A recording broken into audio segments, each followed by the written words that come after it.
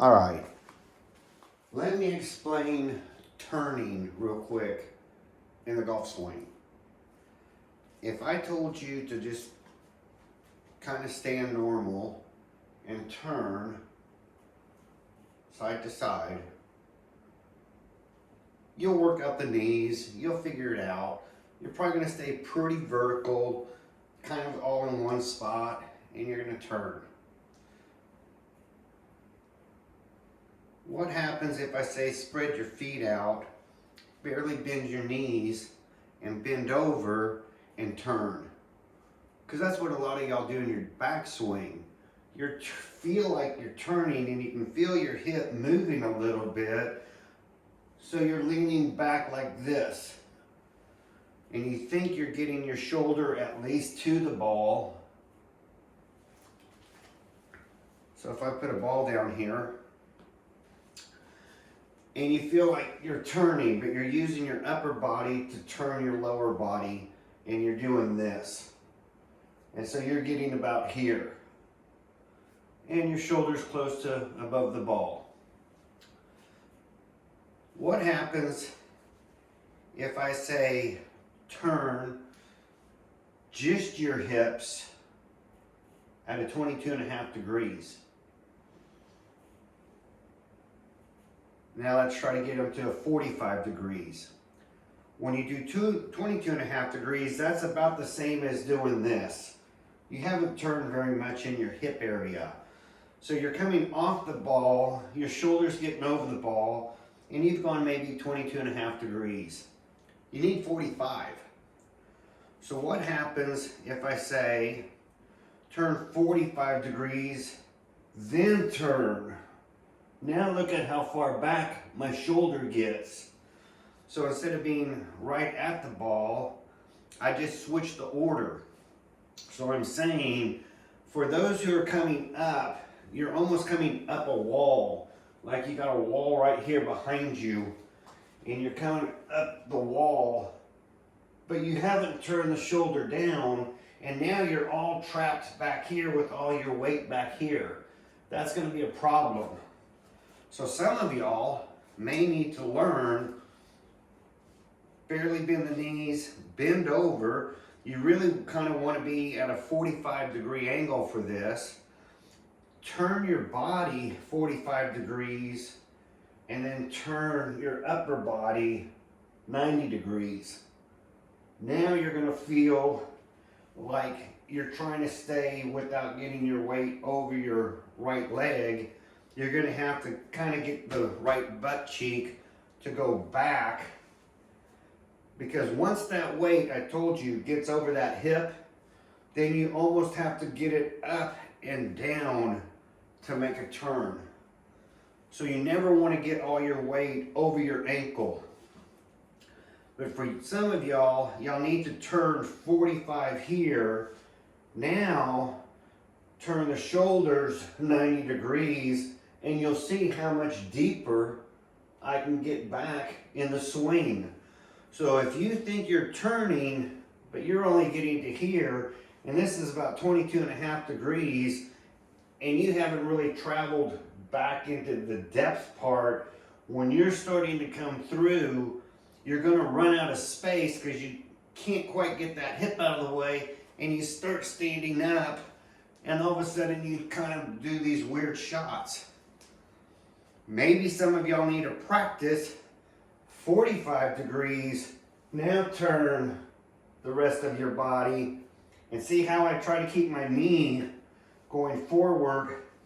And you see when people do it right, they get this press right here, like their clothes get bunched up right here, because they're turning and coming around, and that's how they're loading those legs up. And it's important that you load those legs up. And I'm going to show you now with the club how this can make a difference. And so let's use something fairly highly lofted, 52. And I'm going to go ahead and choke down on this 52. And if you notice, I'm missing my other hitting mat that I normally stand on, because I've been outside all day. I've been working at the range with my mats that's still in my car. So for most of y'all are coming up and turning and thinking you've gotten behind the ball where your shoulder is really even with the ball. I'm saying turn at a 45 and now turn up, and now your shoulder is closer to over your right foot. And so you'll start getting this feeling of getting back with a much bigger turn. Once you get that bigger turn, you can see you can come in from the inside and hit to the ball a lot easier. Again, open door, shut door, open door, shut door. But that prevents you from any over the top, slightly coming in, having to manipulate, trying to save the shot, because we're turning enough on the bottom and then turning our shoulders so that we're coming from up to down. Then you only have to remember you're not returning to where you started. Here's your start position. You're not returning to there. What you want to do is keep your hands as low as possible. So let's get the club about here. Let's turn 45 degrees. And gets me to about here. Let's turn up. So now we got our hands as far away from our body as possible, and we're out. And you can see if I come down, look at my lead shoulder, it's already wanting to come this way. So now you have to hold this angle, call it 90 degrees, whatever your angle is right here, as long as possible. And as you're turning the shoulders through the ball, and because you've got enough turn now, you're going to be hitting down at the back of the ball and then coming through. So if you want that feeling of hitting through the ball like you're supposed to, you have to start with a good turn. It's not just pulling your arms back and getting to about 22.5 degrees and being here and thinking, oh, I've made a turn. Well, good luck trying to rotate your body to get back to that ball.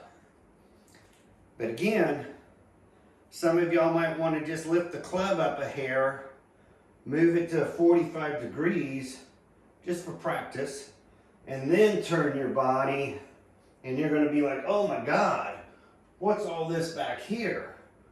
Well, once you get used to that, you start turning and start your shot back here, but you don't want the club head to go down to the ground. You want your hands to drop. That's what some will call putting it in the slot. I never look for this slot position, and then to go on through. But you're really not going from here to the ball. You really want the feeling of you're coming down and then through. So you're bringing the hands down as you make that turn. And that, see, my club head comes in straight. So for those of y'all who are mostly using your arms to turn, you're coming down and that club head could be open. You can come down and, oops, now that club head's shut.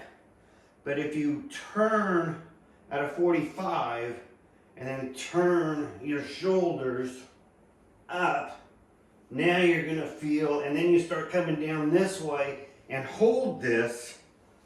As you come through, you're going to see you can square the club, and then what we say, throwing your hands toward the target, this is your hands at that point.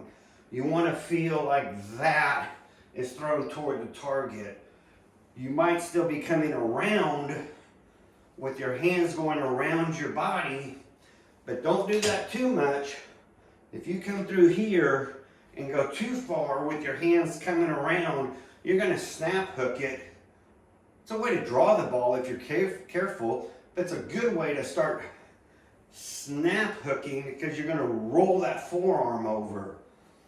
If you just simply turn 45 and lift up and then get those hands to stay with this angle, as you make that turn, you're going to come back square to the ball.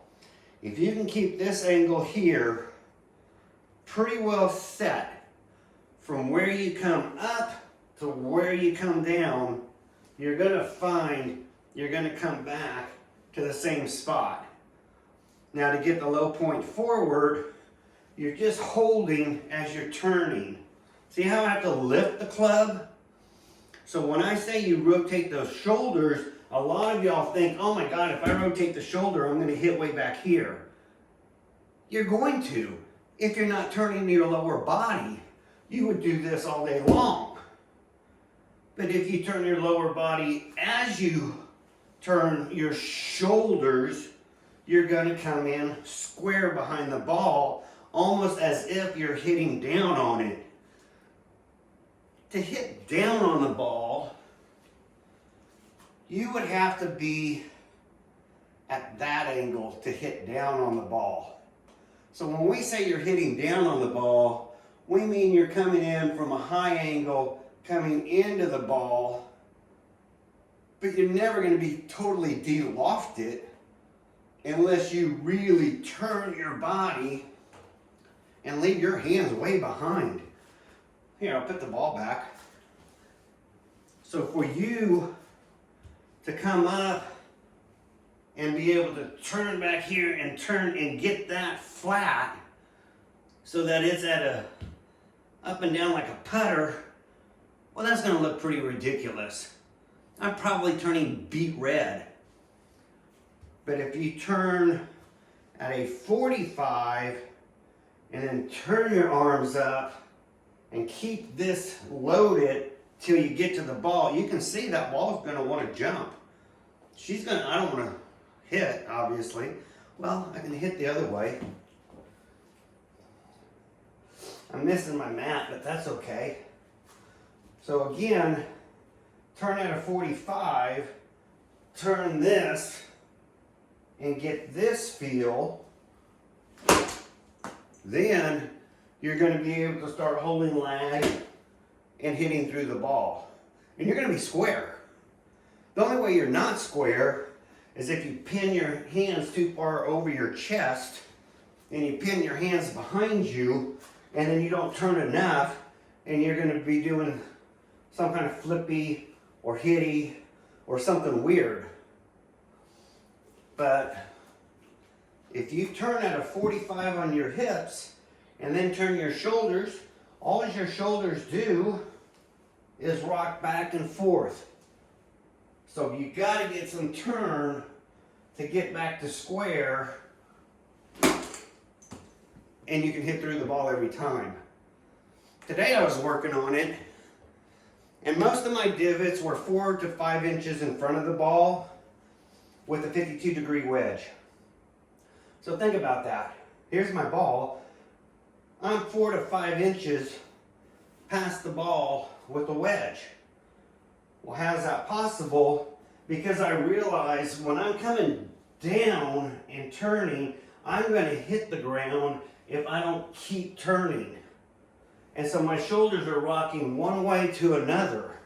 So I understand how to hold that down and hit in front of the ball. Hitting in front of the ball is all here. It's a mindset. You have to tell your body, I'm not coming back to the ball where I started. I'm coming through the ball and keeping it down. So you have to learn how to pull basically with this whole shoulder muscle through the ball. And once you start doing that, instead of hitting big high shots, where the harder you hit, the higher they go, but they don't go further. But if you want to start going further, you're going to have to learn to turn that body so that you can hit through that ball. And then it's pretty easy. Then you're gonna say, oh, if I'm pulling left, I'm either turning too much or I'm not getting deep enough so that when I do make my turn, I'm square. So for you who are barely turning 22 and a half, it's easy to overturn and now you're hitting left. So your body saves you and you're hitting high cut right shots. But once you learn what 45 and then turning the body so that you're back here and come through and hold it, and then throw through, now you're hitting straight. I'll finish with this. It may or may not work. I will try slow motion for you. And I'll even try it the way I'm telling you to practice. I haven't tried this yet. I'm game. I tried everything in this room. So I said 45, turn 90, slow motion through the hit. So see, my hands can still come around and do my finish, but I'm throwing the club down the target line, which promotes a little side bend, which allows that elbow to come through here. You don't side bend, you're gonna get stuck and then you're flipping. So if you want to promote a little side bend, you don't have to work at it. You just have to throw the club head toward the ball and let the shoulders rotate. So I think that might help a lot of y'all out. Quit thinking that just because you turn, that you've actually turned this more than 22 and a half degrees. You have to feel 45, which is going to put you way back here, and then you start making that upper turn. That's what gets your hands up. Then when you're coming down, you start just rotating the shoulders from way back here, rotate them through the shot. That's what lowers these hands out and comes and squares that ball. And I think y'all will feel that all of a sudden you can come here and throw through. What's the lowest I can hit? That was a little high. We can start cheating, get the hips to go a little faster or a little sooner than the shoulders, and keep it really low. Like that was a 7-iron. This is a 52 degree, but on the height scale, that was a 7-iron. That's flighting the wedge. That's not some big old high loft shot. That's saying, look, we're gonna come up, and that's a 6-iron. So you can slow these down on YouTube and go frame by frame. Feel free. Check my work. But once you learn 45, turn up, and go through, you're gonna get your flight down, popping those off the face. They're gonna fly up and drop, and you're compressing the ball. So I hope that helps you out, understanding that your body isn't pulling what it needs in your hips. Your hips have to go, and then the shoulders go up to here. And then you hold that angle through and release it out here. And that should help you out. Y'all have a great night.